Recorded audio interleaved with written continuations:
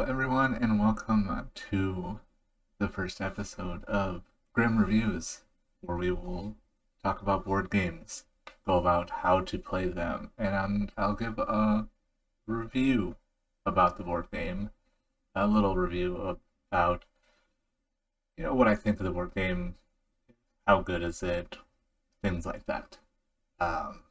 Today's episode will be about Gravwell. Gravwell, Escape from the Ninth Dimension. It is a board game where you take on the role of a spaceship and you're trying to get out of a singularity into a warp-gate. The game itself is pretty simple. There's not a lot of complex rules and things. The most complex part of the game itself is understanding where your ship is going to go. One of the things I want to do with my Grim reviews and my board games is down here in this overlay right here, the color of the gradient color of the overlay will give an indication of what I think the difficulty level of the game is. This one is green difficulty. It is a fairly simple to play game. The concept itself is a little difficult. So what we'll do next is we'll go over a little bit of how to play the game, some basic rules, things like that, and then at the end I will tell you what my review is of the game. So let's talk about ship placement. When you're setting up the board, you get the board out on your table and then you'll get ready to put the ships on. First two ships you have are the derelict spaceships. These are not player ships. You have 4 player ships of different colors. You'll place one derelict spaceship on each of the yellow spaces. Then you'll take your player ships and you'll put them in the center space, depending on the number of players you have playing the game. After that, you'll take the round token marker and you'll put it on the start round circle. After you have the board placed, we'll talk about playing mining cards. You will deal out the mining cards face down, one at a time, in a number of stacks that is equal to 3 times the number of players. Then you'll put one face-up card on each stack, so that every player will know one of the 2 cards of every stack.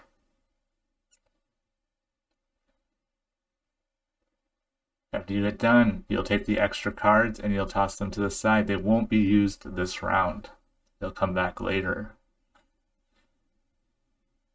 Each player will pick a stack of their choice going around in clockwise order. For the first round, you will start with the youngest player. Whoever is youngest will get to pick first, and then you will go in clockwise order from that player.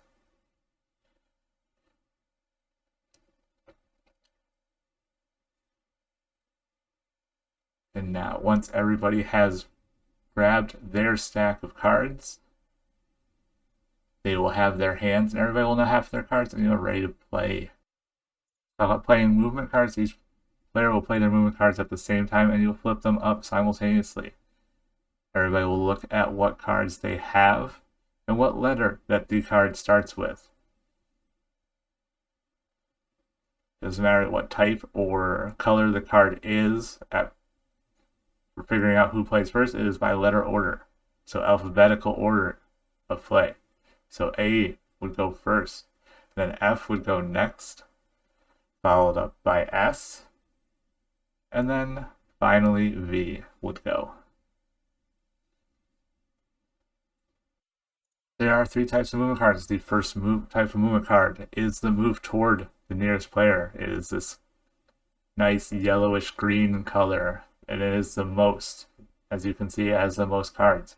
So this one, lithium, 4 spaces, and it depends on where you are in the board. So depending on where you're going to move, if you're yellow, you're closest to red. If you're pretty close to blue, but not super close. So you'll move towards red. You move 4 spaces backwards towards red because that is the closest ship going in the wrong way. Now, if you are red, you're not you're closest to the yellow ship. So you'll take that 4 lithium and you would go towards the yellow ship and past it, moving towards the warp gate that you want to be going to. If the blue ship were to play it, the blue ship is very far away from the nearest derelict ship, but very close to yellow, so the blue ship as well would go towards yellow. Would not stop on yellow though. You cannot stop on a ship. You must go past that ship. So blue would actually go 5 spaces total. Let's talk about the second card. The move away from card is a pinkish color. It has a different symbol that points away. It is the second most popular card. So we'll talk about this 3 move away card. In the same situation, if you are yellow, you are 1 space away from red, you are 3 spaces away from blue. Red is the closest ship, so you would move away from red. And then you would move further, closer towards the warp gate to win the game.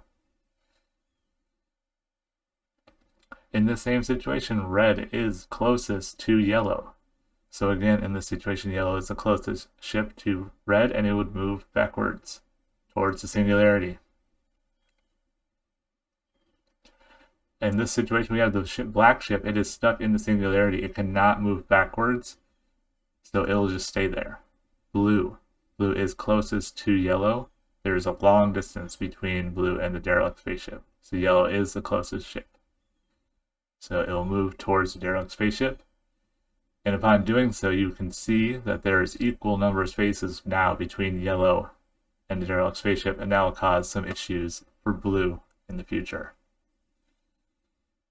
We're going to talk about the third and the final card, the pull everything towards you card. It is a light blue card, and there are not very many of them. There are only 2 letters in the alphabet that are light blue.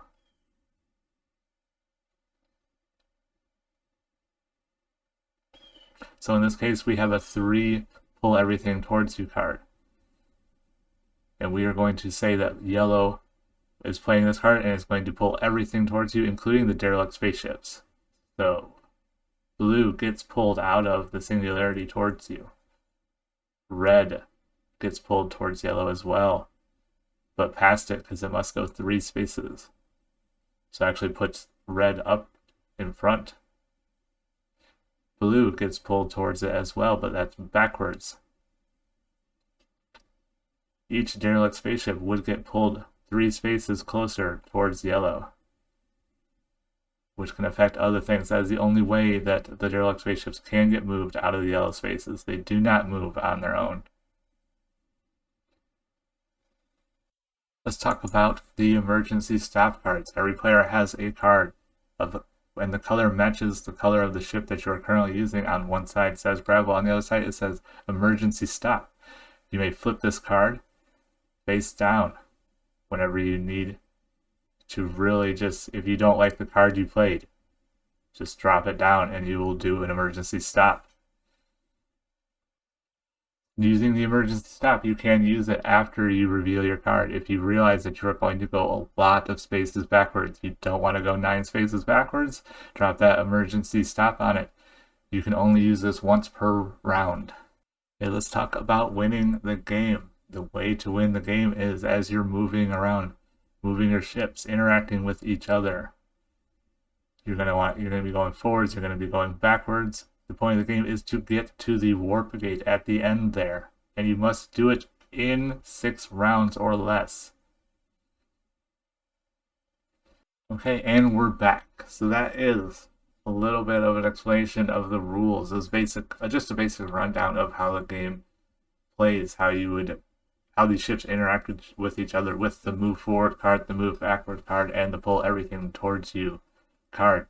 Like I said, the game play itself is fairly simple. The complexity of the game comes in at figuring out which cards to play in your hand at the right time, because you're going to have other players that are going to be playing. They're going to be moving their ships.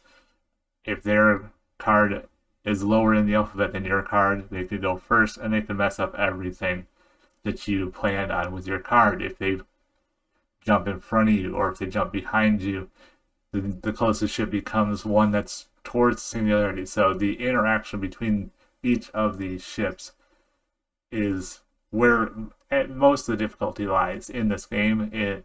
Other than that, the basic rules of the game are pretty simple. It's a great game. Honestly, I got it medium through my collection. I've had it for a few years. We play it quite often when we got it, and we like to get out every now and then to play it. It's always a good fun. It's very fast setup, and like I said, easy to play. It is green in my rating for as far as difficulty goes. As far as overall review, the game is for 2 to 4 players. 2 players, it plays well enough with 2 players. There's no special rules or anything like that to fake any kind of like third player type of thing. The only rule change for a 2-player game is you only have one of the derelict spaceships instead of 2 of them on the yellow spaces. That's the only change. It can get pretty easy with only 2 players. You have a basic idea of where these ships are going to be the other player, because there's not a lot of ship interaction. So you can you'll stay pretty close with each other in a 2-player game, and if you get too far ahead in a 2-player game, there's really nothing you can do. You're just going to go backwards for a while. So there is a lot of back and forth. And in a 2-player game, it really comes down to the end. When you get to the end, close to the warp gate, it's really about who gets that last card in, who gets one space in front of that second player just in time to drop a large, low alphabet letter card that jumps you into the warp gate. So 2-player, it works well enough. I think this game plays a lot better with the 3 to 4 player range. 4 players is the max.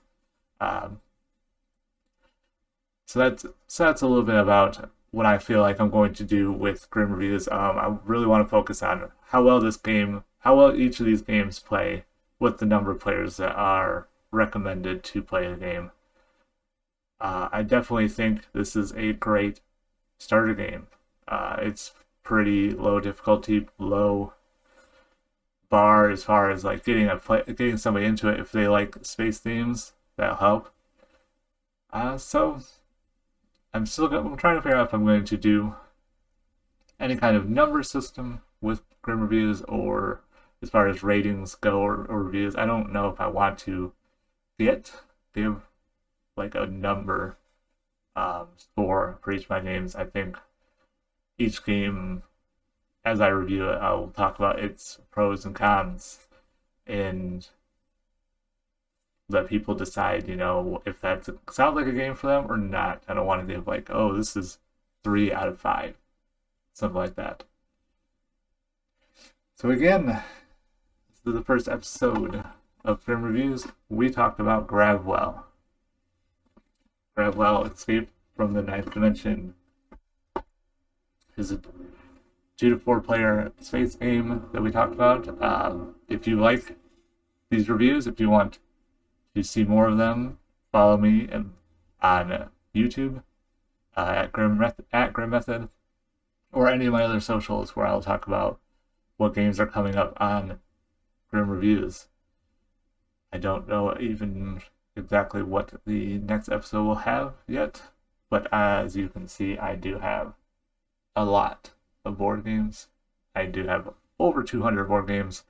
I will try to make sure that I do the Grim Reviews on board games that I own that can be purchased somewhat easily. I do have board games that are near impossible to find. It'd be great to talk about them as part of like that genre of board game. But it wouldn't be useful for people if you can't actually go out and buy the board game after you see the review on it. So thank you so much. Like this video if you like it. Follow me for more content as far as Grim reviews go. Leave me some comments on any of my socials for what you think about this and what I could do better and what you would like to see more of in the next Grim reviews. Thank you, and we'll see you next time.